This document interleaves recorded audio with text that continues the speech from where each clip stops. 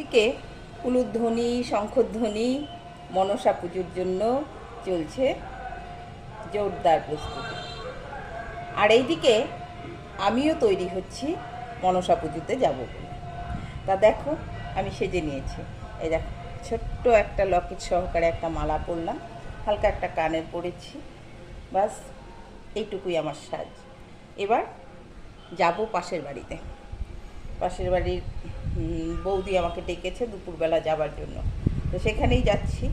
সেই জন্যই এই একটু হালকা সেজে নিলাম। তা আজকে মনসা পুজো, তোমাদের সবাইকে জানাই মনসা পুজোর শুভেচ্ছা ও শুভকামনা।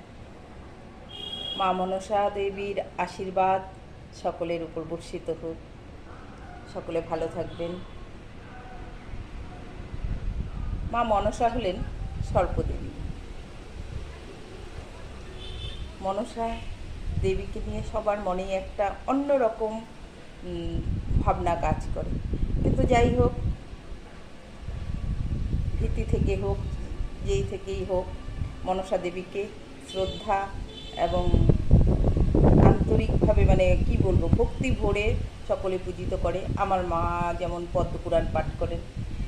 তা কালকে কিছুটা দেখিয়েছিলাম, নাগদেবীর পুজো, অষ্টনাগের পুজো কালকে আমার বাড়িতে হয়েছিল, তা সেটা দেখালাম তোমাদেরকে। একটু ব্যস্তই ছিলাম কালকে, সারাদিন ধরেই ব্যস্ত ছিলাম, বাড়িতে একটু পুজো ছিল। আর আমাদের বাড়ির পুজোটা 4 দিন ধরে হয়। বাড়ির পুজোটা 4 দিন ধরে হয় বলতে, শুনতে পাচ্ছ ঢাকের বাদ্যি, বই পাঠ করে। এবার আগের দিন ঘট বসানো হয়, পরের দিন আজকেও পুজো আছে আমার বাড়িতে, তারপরে হলো কালকেও আমার বাড়িতে পুজো হবে।